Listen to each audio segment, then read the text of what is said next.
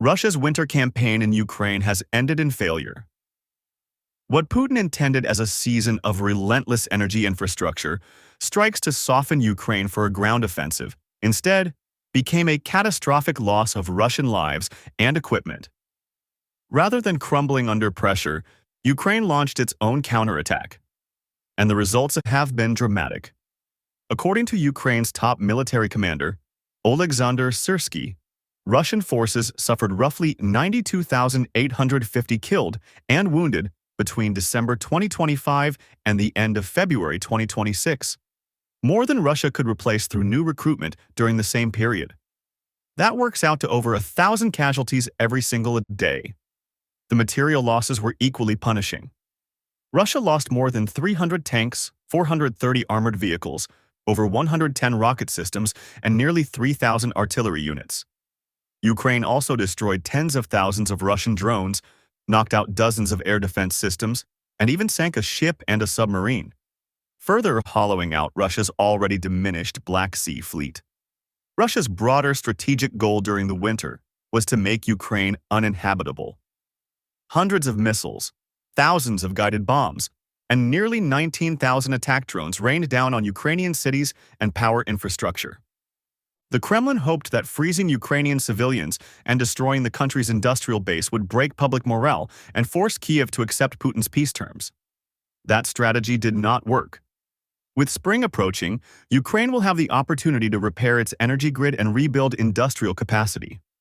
Russia, meanwhile, is left with a depleted army, drained reserves, and very little territorial gain to show for the winter's bloodshed. On the ground, Russia's advances were painfully modest.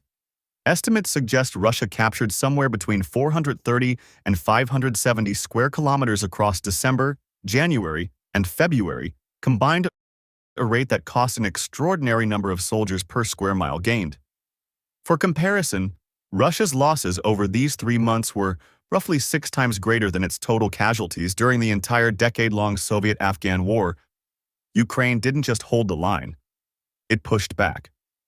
Starting in early February, Ukrainian air assault forces, drone units, and ground assault teams launched a counteroffensive in the south, particularly along the Oleksandrivsk axis towards Zaporizhzhia. By late February, Ukraine had reclaimed around 400 square kilometers of territory, including 8 settlements that can now serve as fortified positions and launch points for further operations. For the first time since Ukraine's Kursk incursion in August 2024, Ukraine was liberating more land than Russia was capturing. Open-source intelligence suggested that, in February alone, Russia seized only about 126 square kilometers, while Ukraine recovered several times that amount.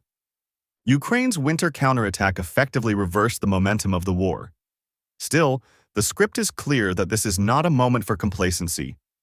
Russia is preparing a major spring and summer offensive, reportedly involving over 100,000 troops pushing into eastern Ukraine, with additional pressure planned towards Zaporizhzhia, Dnipropetrovsk, and possibly even Odessa. These ambitions reportedly extend through 2027, though Ukraine claims to have obtained Russia's operational plans, giving Kyiv a significant intelligence advantage.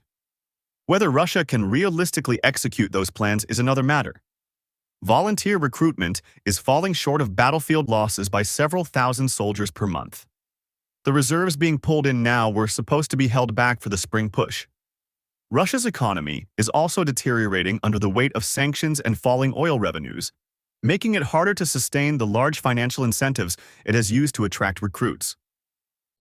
In short, the winter delivered Ukraine a significant strategic win.